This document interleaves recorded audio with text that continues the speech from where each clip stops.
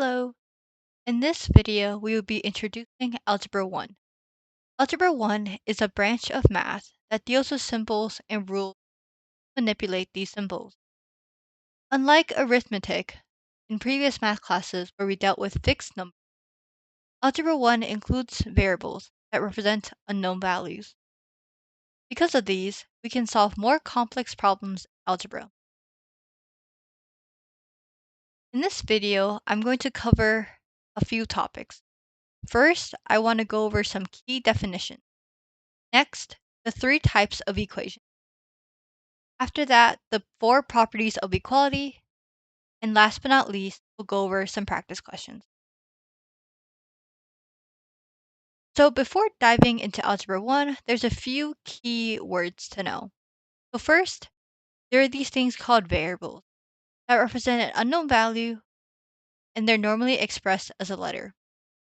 For an example, a variable could be any letter, but X is a pretty common one, Y is a pretty common letter, AB, you'll also see those pretty commonly. And what's important is that a variable can represent an unknown value, but only one unknown value at a time. For example, in an equation, if you know that x equals 5 in the equation, then every x that you see in the equation has to be 5. For example, if you find out that this one's 5, then this one also must be 5 as well. If you want to represent two different unknown values, you would use more than one variable. For example, maybe a plus b equals 7. In this case, a and b can be different values. Next, we have an expression. So an expression is going to be a combination of numbers, variables, and operators that represent a value. An example of an expression could be, for example, 3 plus x, right? So 3 is a number, plus sign is the operator, and x is a variable. You can also have an expression that's something as simple as like 25, right? 25 is just a number, but it also counts as an expression. Next, we have an equation. An equation is going to be a statement where two expressions are equal. For example, something like x plus 10 equals 45, right? So in this case, x plus 10 here is an expression, and 45 here is also an expression. And you can tell that it's an equation because there's a equal sign right in the middle. Lastly, we have solution. And a solution is going to be a value or values that can be substituted into an equation to make it true. In this case, if we use the equation that we had above and we solve it, x plus 10 is going to be equal to 45. If we subtract 10 from both sides, then x is going to be equal to 35. So in this case, the solution for this question is x, where it's equal to 35, because by substituting 35 into the equation, we make it true.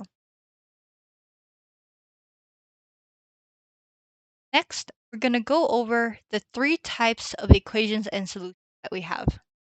So first, we have the conditional equation. And a conditional equation is an equation where it's true for one or more values. So the solution is going to be one or more values. So for an example of a conditional equation here is going to be something, for example, 2x equals 16. If we solve it, x is going to be 8. And in this case, this equation is going to be true when x equals 8. In this case, it's true for only one value, and it's going to be 8. Another example of a conditional equation might be something like x is less than 11. So in this case, x is going to be true for any number that's less than 11, right? So for example, x could be 10, could be 8, could be 7. It could also be like 5.3. There's no reason it has to be a real number. But in this case, as you can see, there's multiple values that it's true. So it's a conditional statement. Next, we can go over an identity example. So in the case of an identity, it's going to be true for any value. So an equation like this could be like x plus 7 equals x plus 7. So as you can see, this basically translates to 0 equals 0. And as you can see, the x's kind of cancel out here, and the 7's cancel out. So whatever value you want to put in for x, for all real numbers, it's going to work. For example, if you do like x equals 1, 1 plus 7, 1 plus 7, 8 equals 8, right? Or if you want to do negative 10 plus 7 equals negative 10 plus 7, negative 3, negative 3. And as you can see, it's going to be true for all real numbers. Lastly, we're going to go over a contradiction. So a contradiction is going to be a statement where it's false for all values. So like whatever value you put in, it can't be true.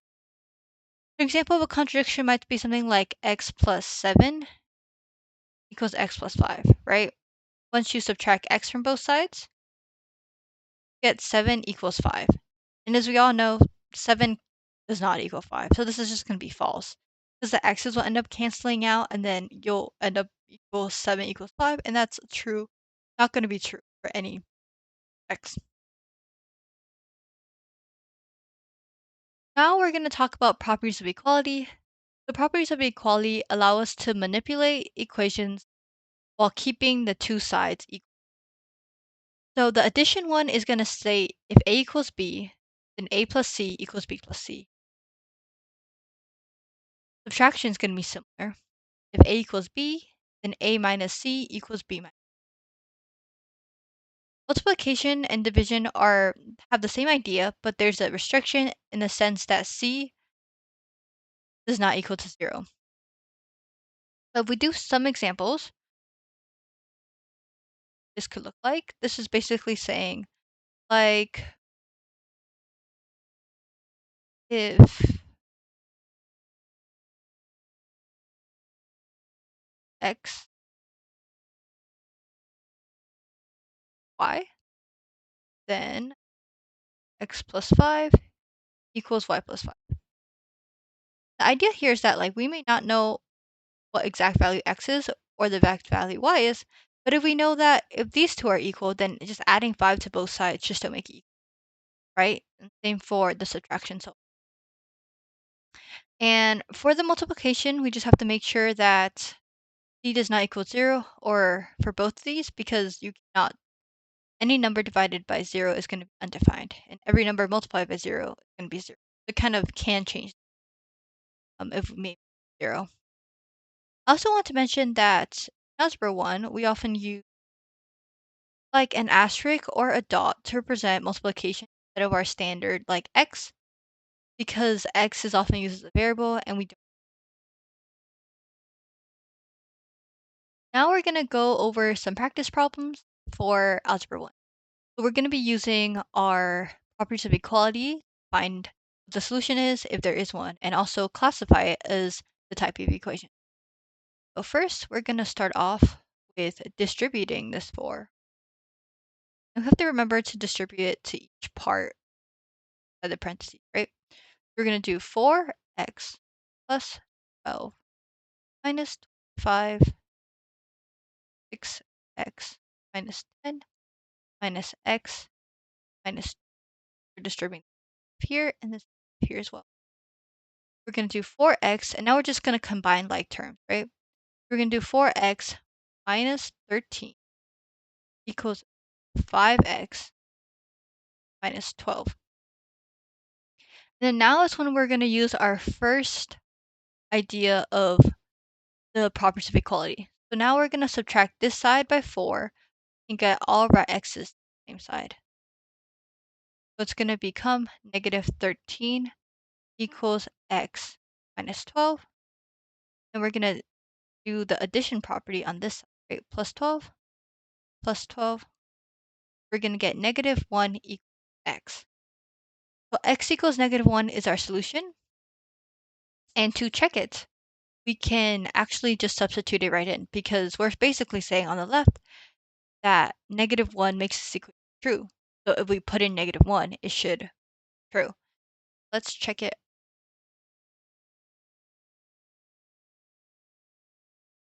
So we're going to do 4 times negative 1 plus 3 minus 25. 6 times negative 1 minus 10 minus negative 1. 2. Okay. 4 times negative 1 plus 3 is going to be 2 minus 25 equals negative 6. 10 minus negative 1 plus 2. 1. We're going to do 8 minus 25 negative 16 minus 1. So negative 17 equals negative 17. And this is how we know that x equals negative 1, their solution, because we checked it on the other side as well. And this is going to be a conditional equation because it's true when x equals 1. Now we're going to go on to another problem. So we're going to solve this similarly as we did the last one. It's going to be 2x plus 10 equals 3x plus 15 minus 6 minus x. Just a reminder, we're gonna make sure that 3x plus 15, we're transferring out the sides, x, and 3x minus x, combining like x plus 9. We're gonna subtract 2x from both sides, using the subtraction property of equality to get 10 9. And we know that 10 does not equal 9, so it's gonna be a contradiction.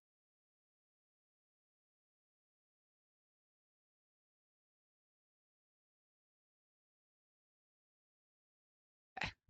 Next problem. One more problem. We're gonna do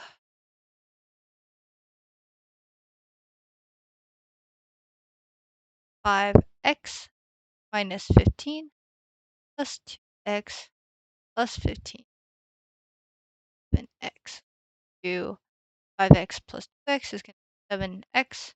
Combine like terms, negative 15 plus 15 is going to be 0, so it's 7x equals 7x.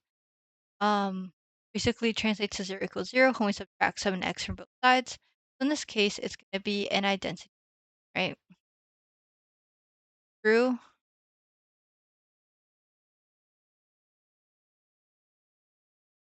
Be true for all real.